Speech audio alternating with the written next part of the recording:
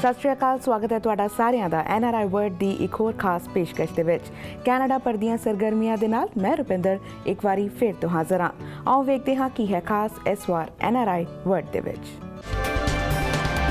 ਹਾਲ ਹੀ ਵਿੱਚ ਇੰਡੀਆ ਵੱਲੋਂ ਪੇਸ਼ ਕੀਤੇ ਗਏ ਬਜਟ ਨੂੰ ਮੁੱਖ ਰੱਖਦਿਆਂ Indo Canada chamber of commerce ਵੱਲੋਂ ਇੱਕ ਮੀਟਿੰਗ ਦਾ ਆਯੋਜਨ ਕੀਤਾ ਗਿਆ, ਜਿਸ ਵਿੱਚ ਇੰਡੀਆ ਤੇ ਕੈਨੇਡਾ ਦਰਮਿਆਨ ਟ੍ਰੇਡ ਨੂੰ ਵਧਾਉਣ ਤੇ ਜ਼ੋਰ ਦਿੱਤਾ ਗਿਆ।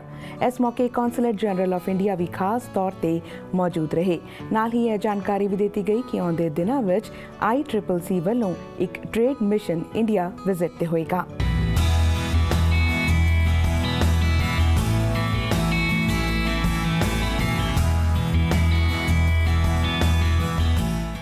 ਕੈਨੇਡਾ ਅਤੇ ਭਾਰਤ ਦਰਮਿਆਨ ਲੰਬੇ ਸਮੇਂ ਤੋਂ ਵਪਾਰਕ ਸੰਬੰਧ ਬਣੇ ਹੋਏ ਹਨ, ਜਿਸ ਕਰਕੇ ਦੋਹਾਂ ਦੇਸ਼ਾਂ ਵੱਲੋਂ ਵਪਾਰ ਨੂੰ ਹੋਰ ਵਧਾਉਣ ਲਈ ਲਗਾਤਾਰ ਕੋਸ਼ਿਸ਼ਾਂ ਜਾਰੀ ਰਹਿੰਦੀਆਂ ਨੇ। ਕੈਨੇਡਾ ਇੰਡੀਆ ਦੇ ਵਪਾਰ ਸੰਬੰਧਾਂ ਨੂੰ ਹੋਰ ਮਜ਼ਬੂਤ ਕਰਨ ਲਈ Indo Canada chamber of commerce ਵੱਲੋਂ ਹਾਲ ਹੀ ਵਿੱਚ ਰਿਲੀਜ਼ ਹੋਏ ਇੰਡੀਆ ਦੇ ਬਜਟ 2021 ਲਈ ਵਿਚਾਰ ਕਰਨ ਵਾਸਤੇ ਇੱਕ ਖਾਸ ਸਮਾਗਮ ਉਲੀਕਿਆ ਗਿਆ। ਇਸ ਮੌਕੇ ਟ੍ਰੇਡ ਅਤੇ ਇਕੋਨਮੀ ਦੇ ਵਿਕਾਸ ਅਤੇ ਵਿਦੇਸ਼ੀ ਵਪਾਰ ਉੱਤੇ ਅਸਰ ਸੰਬੰਧੀ ਪੈਨਲਿਸਟ ਵੱਲੋਂ ਵਿਚਾਰ ਚਰਚਾ ਕੀਤੀ ਗਈ। Planning to organize a program on smart villages with collaboration from Government of India Ministry, which will focus on attention on the need to take technology to our villages in India. ਜਿਹੜਾ budget India the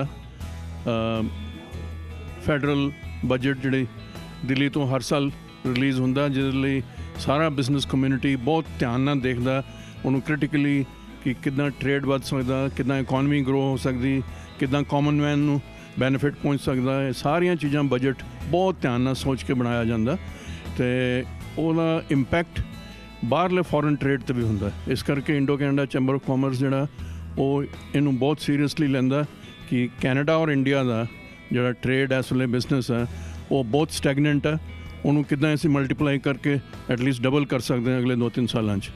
To talk about the implications of the Indian budget and what are the opportunities for investors from Canada that have emerged in India as a result of this budget. So, जो हमारी youth है उसके लिए बहुत सारे इसमें प्रावधान किए गए हैं, जिसमें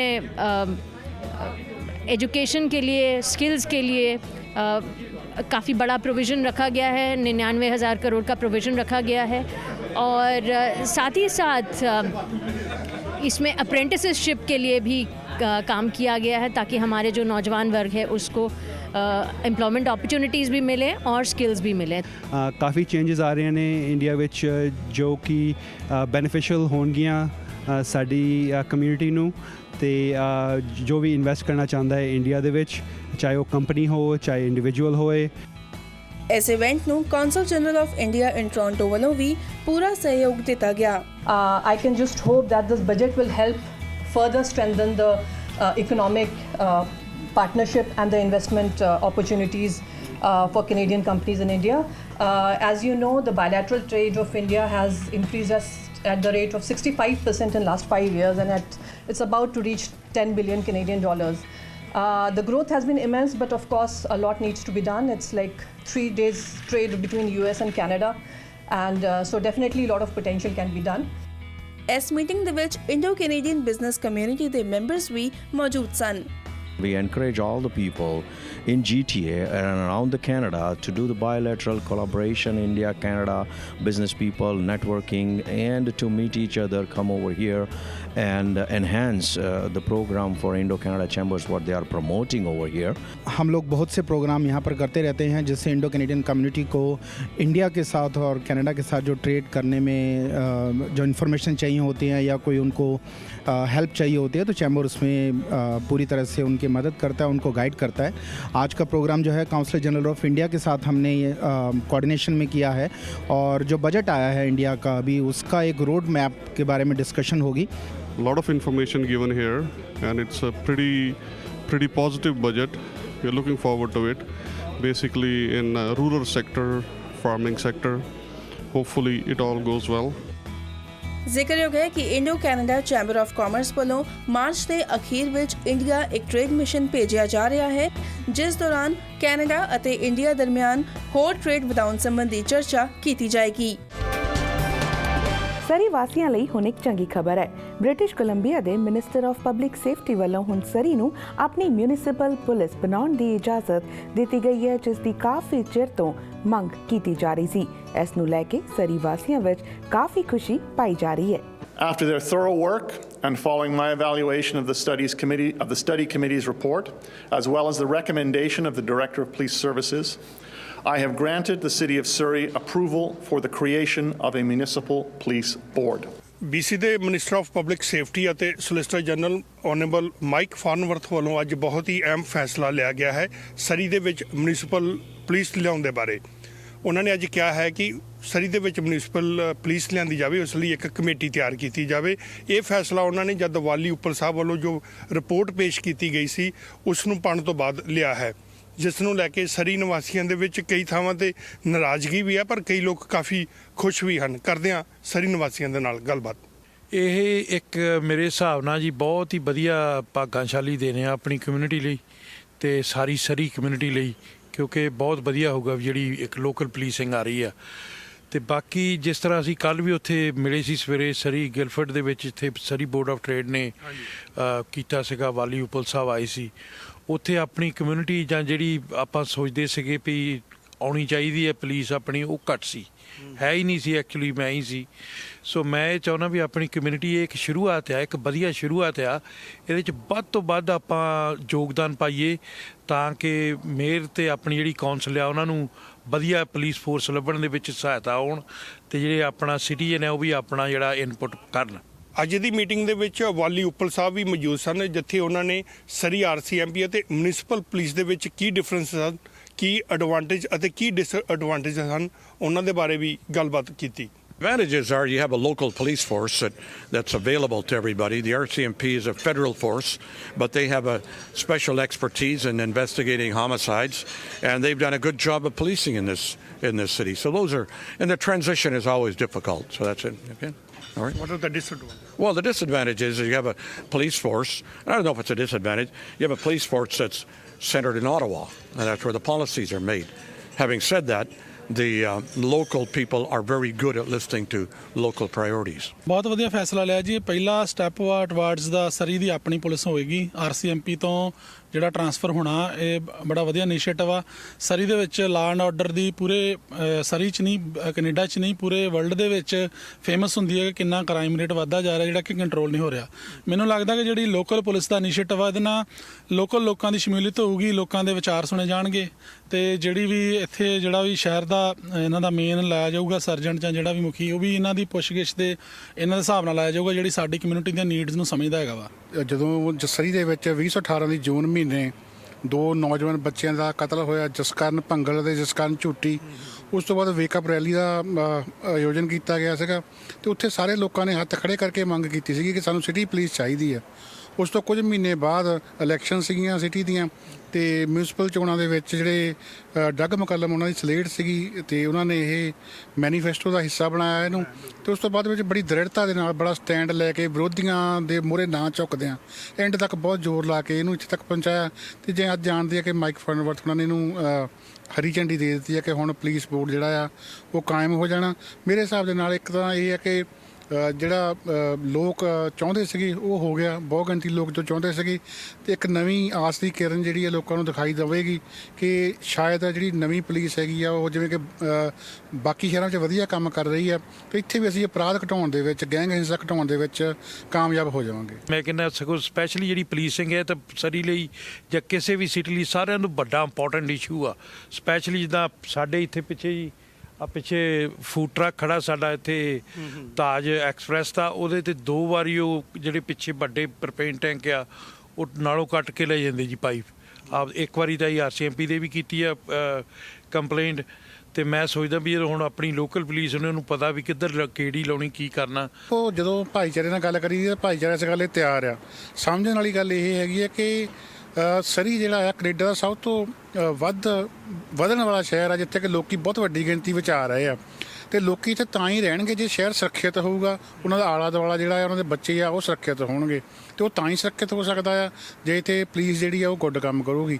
ਸੋ ਇਸ ਕਰਕੇ ਲੋਕ ਜਿਹੜੇ ਆ ਉਹ ਚੰਗੇ ਖਾਣ ਪੀਣ ਦੇ ਉੱਤੇ, ਚੰਗੇ ਪਹਿਨਣ ਦੇ ਉੱਤੇ, ਚੰਗੀ ਐਜੂਕੇਸ਼ਨ ਦੇ ਵਾਸਤੇ ਆਪਣੇ ਖਰਚ ਕਰ ਸਕਦੇ ਆ ਤੇ ਉਹ ਪੁਲਿਸ ਲਈ ਵੀ ਜ਼ਰੂਰ ਖਰਚ ਕਰਨਾ ਚਾਹੁੰਦੇ ਆ ਤੇ ਕੋਈ ਖਰਚਾ ਬਹੁਤਾ ਵੱਡਾ ਨਹੀਂ ਹੋਣਾ। ਸਿਟੀ ਦੇ ਕੋਲ ਹੋਰ ਬਹੁਤ ਸਾਰੇ ਰਿਸੋਰਸ ਆ ਜਿਹੜੇ ਵਰਤ ਕੇ ਪੁਲਿਸ ਦਾ ਖਰਚਾ ਚੱਕਿਆ ਜਾ ਸਕਦਾ। ਹਜੇ ਹੋਰ ਵੀ ਫੈਸਲੇ ਲੈਣੇ ਬਾਕੀ ਹਨ, ਪਰ ਇੱਥੇ ਦੱਸਣਯੋਗ ਹੈ ਕਿ ਪੂਰੇ ਕੈਨੇਡਾ ਭਰ ਦੇ ਵਿੱਚ ਕਿ ਉਹ ਸਰੀ ਡਿਵੀਜ਼ਨ ਹੈ, RCMP ਦੀ ਸਰੀ ਡਿਵੀਜ਼ਨ ਹੈ, ਉਹ ਸਭ ਤੋਂ ਵੱਡੀ ਡਿਵੀਜ਼ਨ ਹੈ। ਕੁਝ ਹੀ ਹਿੱਸੇ ਹਨ ਜਿੱਥੇ RCMP ਇਸ ਵੇਲੇ ਕੰਮ ਕਰ ਰਹੀ ਹੈ। ਅਗਰ ਇੱਥੋਂ RCMP ਦੀ ਵਿਦਾਇਗੀ ਹੁੰਦੀ ਹੈ ਤਾਂ ਉਹ RCMP ਦੇ ਖੇਮੇ ਦੇ ਵਿੱਚ ਕਾਫੀ ਰੋਸ ਭਰਿਆ ਦਿਨ ਹੋਏਗਾ, ਕਾਫੀ ਉਹਨਾਂ ਨੂੰ ਦੁੱਖ ਹੋਏਗਾ ਇਸ ਗੱਲ ਦਾ ਕਿ ਉਹ ਸਰੀ RCMP ਜੋ ਹੈ ਉਹ ਸਰੀ ਦੇ ਵਿੱਚ ਨਹੀਂ ਰਹੀ। ਬਰੈਂਪਟਨ ਹਾਰਟੀਕਲਚਰਲ ਸੁਸਾਇਟੀ ਵੱਲੋਂ ਬੀਤੇ ਦਿਨੀ ਖਾਸ ਇਵੈਂਟ ਆਯੋਜਿਤ ਕੀਤਾ ਗਿਆ ਜਿਸ ਵਿੱਚ 30 ਤੋਂ ਵੀ ਵੱਧ ਐਗਜ਼ੀਬਿਟਰਸ ਮੌਜੂਦ ਰਹੇ। ਇਸ ਮੌਕੇ ਲੋਕਾਂ ਨੂੰ ਮੌਕਾ ਦਿੱਤਾ ਗਿਆ ਆਪਣੀ ਕੰਟਰੀਜ਼ ਦੀ ਸੀਡਸ ਨੂੰ ਆਪਸ ਵਿੱਚ ਐਕਸਚੇਂਜ ਕਰਨ ਦਾ। ਇਸ ਮੌਕੇ ਕਈ ਗਾਰਡਨਰਸ ਵੱਲੋਂ ਸੈਮੀਨਾਰਸ ਵੀ ਆਯੋਜਿਤ ਕੀਤੇ ਗਏ।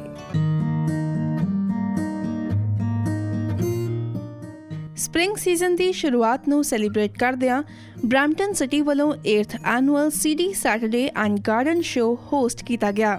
ਇਸ ਵਾਰ ਦਾ ਇਹ ਗਾਰਡਨ ਸ਼ੋਅ ਬਰੈਂਪਟਨ ਦੇ ਸੈਂਚੁਰੀ ਗਾਰਡਨਸ ਰੈਕਰੀਏਸ਼ਨ ਸੈਂਟਰ ਆਡੀਟੋਰੀਅਮ ਦੇ ਵਿੱਚ ਰੱਖਿਆ ਗਿਆ ਸੀ, ਜਿੱਥੇ 30 ਤੋਂ ਵੱਧ ਐਗਜ਼ੀਬਿਟਰਸ ਨੇ ਲੋਕਾਂ ਨੂੰ ਗਾਰਡਨਿੰਗ ਦੀ ਜਾਣਕਾਰੀ ਦਿੱਤੀ।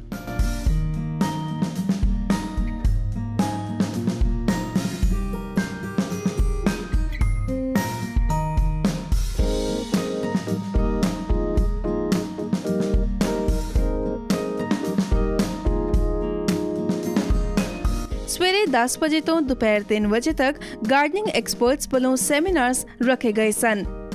ਇਸ ਫੈਮਿਲੀ ਫ੍ਰੈਂਡਲੀ ਫ੍ਰੀ ਇਵੈਂਟ ਵਿੱਚ ਬੱਚਿਆਂ ਲਈ ਖਾਸ ਕਿਡ ਜ਼ੋਨ ਵੀ ਬਣਾਇਆ ਗਿਆ ਸੀ, ਜਿੱਥੇ ਉਹਨਾਂ ਨੂੰ ਖਾਣੇ ਦੀ ਅਹਿਮੀਅਤ ਬਾਰੇ ਜਾਣਕਾਰੀ ਦਿੱਤੀ ਗਈ।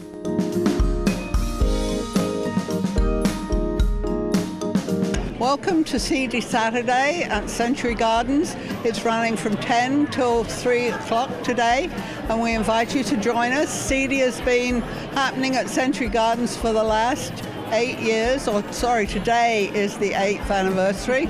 We're really happy that this is still happening. We have a great crowd here this morning and hope that you'll be able to come down. We have a kids zone, CD Cafe, presenters, about 30 to 35 different participants that are selling seeds and garden-related products.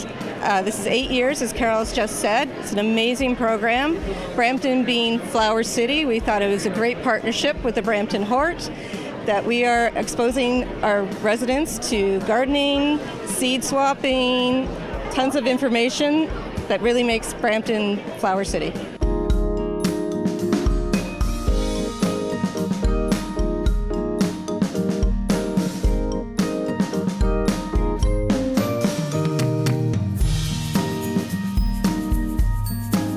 CD Saturday and Garden Show ਦੇ ਪਹਿਲੇ 100 visitors ਨੂੰ free plants ਵੀ ਦਿੱਤੇ ਗਏ।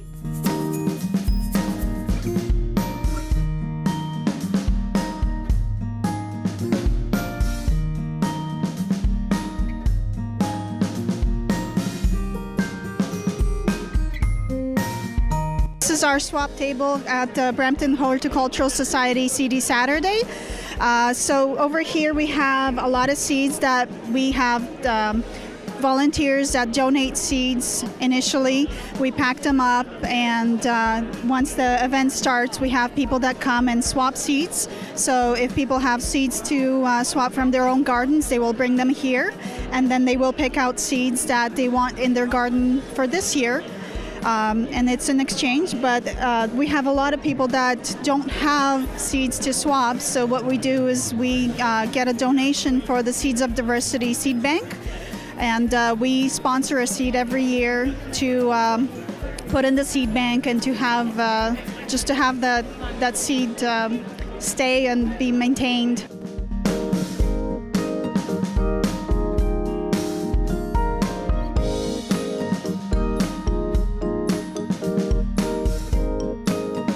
ਪਿਛਲੇ ਸਾਲ 1100 ਤੋਂ ਵੱਧ ਲੋਕਾਂ ਨੇ ਇਸ ਸ਼ੋਅ ਦੇ ਵਿੱਚ ਸ਼ਿਰਕਤ ਕੀਤੀ ਸੀ।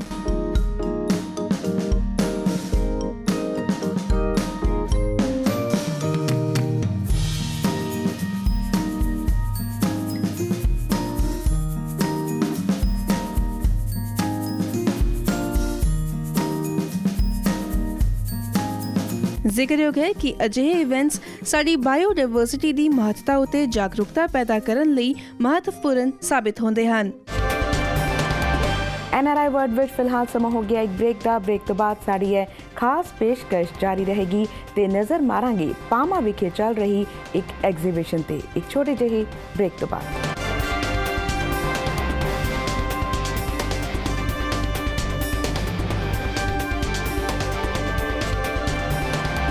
ब्रेक तो बाद एक बारी फिर तो NRI वर्ड ਦੇ ਵਿੱਚ ਤੁਹਾਡਾ ਸਵਾਗਤ ਹੈ। ਬੀਤੇ ਦਿਨੀ ਮਿਸਿਸਾਗਾ ਵਿੱਚ ਕਾਉਂਸਲਰ ਕੈਂਪ ਦਾ ਆਯੋਜਨ ਕੀਤਾ ਗਿਆ ਜਿਸ ਦਾ ਮਕਸਦ ਸੀ ਕਾਉਂਸਲਰ ਐਟ ਡੋਰ ਸਟੈਪਸ, ਜਿਸ ਤਹਿਤ ਕਾਉਂਸਲੇਟ ਆਫਿਸ ਵਿੱਚ ਦਿੱਤੀਆਂ ਜਾਂਦੀਆਂ ਸਾਰੀਆਂ ਸੇਵਾਵਾਂ ਇਸ ਕਾਉਂਸਲਰ ਕੈਂਪ ਵਿੱਚ ਦਿੱਤੀਆਂ ਗਈਆਂ, ਜਿਵੇਂ ਵੀਜ਼ਾ ਐਪਲੀਕੇਸ਼ਨ, ਪਾਸਪੋर्ट रिन्यूअल, OCI ਤੇ ਹੋਰ कई सेवावां भी काउंसलर कैंप ਵਿੱਚ ਦਿੱਤੀਆਂ ਗਈਆਂ ਸਨ। इसका आइडिया ये है कि हम कम्युनिटी के पास पहुँचें और इसकी जो हमने टर्म दी है वो है काउंसलेट आपके द्वार। मतलब ये है कि कम्युनिटी के लोगों को किसी भी तरह की परेशानी हो वो हम यहाँ पे सॉल्व कर सकते हैं, उनके डॉक्यूमेंट्स वगैरह देख सकते हैं। और बहुत सारी सर्विसेज जो हैं जिसमें अटेस्टेशन है, वीज़ा है, OCI है, PCC है या सरेंडर है, या जिन लोगों के पास में डॉक्यूमेंट्स वगैरह कम हैं और वो डिस्कस करना चाहते हैं, उनके अपने कंसल्ट करना चाहते हैं, तो उसके लिए भी हम यहाँ पर अवेलेबल हैं। आप देख सकते हैं यहाँ पर कि जो इतने लोग आए हुए हैं और काफ़ी लोग जा चुके हैं। 50 से ज़्यादा लोगों को हम ऑलरेडी सेवा दे चुके हैं। और ये जो है हमारे कौंसल जनरल जो हैं श्रीमती अपूर्वा श्रीवास्तव, उन्होंने ये नया कार्यक्रम शुरू किया है कि कम्युनिटी को जो है ज़्यादा से ज़्यादा इसका फ़ायदा हो। और हर महीने हम ये करने वाले हैं, GTA में भी करेंगे और उसके अलग अलग जो दूसरे प्रोविंसेस हमारी जुरिडिक्शन में आते हैं वहाँ भी हम लोग जाएंगे। और आइडिया यही है कि that we outreach to the community and the community takes maximum advantage of these consular camps whenever, wherever we are, and we publicize these things well in advance through the media and the community associations. So thank you very much for giving this opportunity, and through you, through PTC Punjabi also, we can reach out to the public and publicize this, that consulate is organizing the consular camps every month, and people can take advantage of it actually for any kind of service that the consulate is offering. Indian consulate की ओर से आज उनके staff mister Hotilal की अगुवाई में आए हैं। वो कम्युनिटी को बहुत ही अच्छी हेल्प और एडवाइस दे रहे हैं, और एक बहुत अच्छा एफर्ट कॉन्सुलेट द्वारा किया गया है कि आपको BLS जाने के बजाय आप यहाँ पे किसी एक सेंटर पे, एक कैंप पे आ जाओ। वहाँ पे आपके डॉक्यूमेंट्स BLS के ऑफिस के रिप्रेजेंटेटिव होंगे, उनके सामने चेक हो जाएंगे, यानी कि आपको बार बार BLS या तो और कहीं जाना नहीं होगा। एट वन शॉट आप आपके सभी डॉक्यूमेंट्स वेरीफाई करा के आपका काम निकला रहे थे, जैसे कि पासपोर्ट सर्विस हो, OCI हो, और कुछ ऑथराइजेशन का काम हो, वो यहाँ स्टाफ के सामने क्लियर हो जाता है। जो भी क्वेरी वो स्टाफ वाले इजीली बता देते हैं। तो एक बहुत ही अच्छा स्टेप है, और मैं अपनी कम्युनिटी को अर्ज करता हूँ कि अगले दिन आने वाले टाइम में भी जब कॉन्सुलेट द्वारा ऐसे और कोई कैंप हो तो आप इसमें ज़रूर हिस्सा लीजिए। ਤੇ ਹੁਣ ਤੁਹਾਨੂੰ ਲੈ ਕੇ ਚੱਲਦੇ ਹਾਂ ਬ੍ਰੈਂਪਟਨ ਦੇ ਪਾਮਾ ਵਿਖੇ ਚੱਲ ਰਹੀ ਐਗਜ਼ੀਬਿਸ਼ਨ ਤੇ, ਜੋ ਕਿ ਆਰਟਿਸਟ ਜਗਦੀਪ ਰੈਨਾ ਵੱਲੋਂ ਤਿਆਰ ਕੀਤੀ ਗਈ ਹੈ। ਇਸ ਐਗਜ਼ੀਬਿਸ਼ਨ ਵਿੱਚ ਸਦਰਨ ਓਨਟਾਰੀਓ ਵਿੱਚ ਸਭ ਤੋਂ ਪਹਿਲਾਂ ਸੈਟਲ ਹੋਏ ਇਮੀਗ੍ਰੈਂਟਸ ਦੀ ਕਹਾਣੀ ਬਿਆਨ ਕੀਤੀ ਗਈ ਹੈ।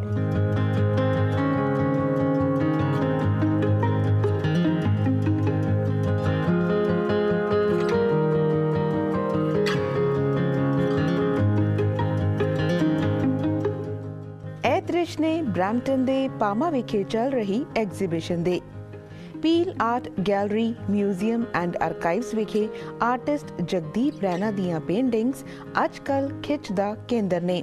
ਇਹ ਸ਼ੋਅ ਸ਼ੌਨ ਮੈਕਕੇਵੇ ਵੱਲੋਂ Art Gallery of Guelph, Ontario Arts Council ਤੇ Canada Council for the Arts ਦੇ ਸਹਿਯੋਗ ਨਾਲ ਤਿਆਰ ਕੀਤਾ ਗਿਆ ਹੈ।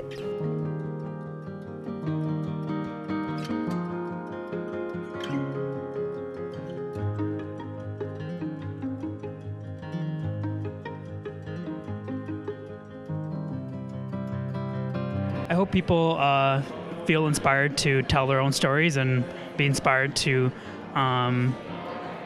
look at their own histories and how they can be the narrator of their own stories. That's what I hope with what people hope to get from seeing this show. I like textiles because it has such a rich history in Punjabi culture and Kashmiri culture.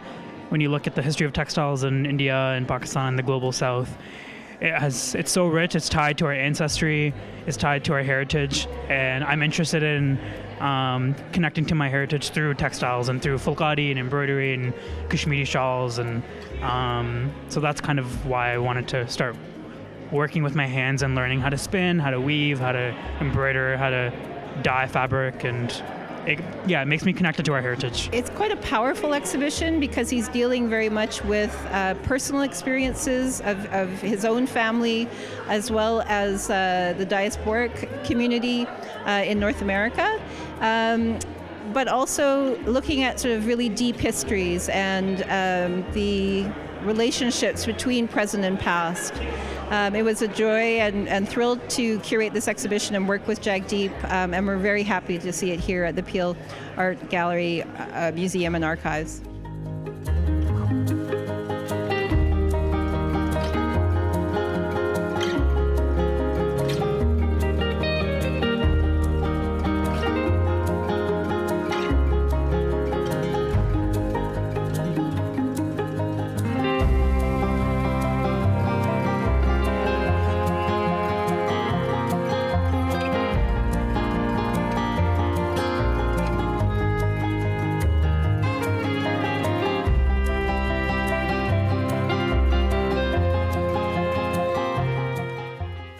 Exhibition ਵਿੱਚ ਜਗਦੀਪ ਰੈਣਾ ਨੇ ਸਿੱਖ community ਦੀਆਂ ਕੁਝ ਖਾਸ ਤੇ ਸੱਚੀਆਂ ਕਹਾਣੀਆਂ ਨੂੰ ਸਾਂਝਾ ਕੀਤਾ ਹੈ, ਜੋ ਜ਼ਿਆਦਾਤਰ ਉਹਨਾਂ ਲੋਕਾਂ ਦੀ ਹੈ ਜੋ ਸਦਰਨ ਓਨਟਾਰੀਓ ਵਿੱਚ ਸਭ ਤੋਂ ਪਹਿਲਾਂ ਇਮੀਗ੍ਰੇਟ ਹੋ ਕੇ ਸੈਟਲ ਹੋਏ।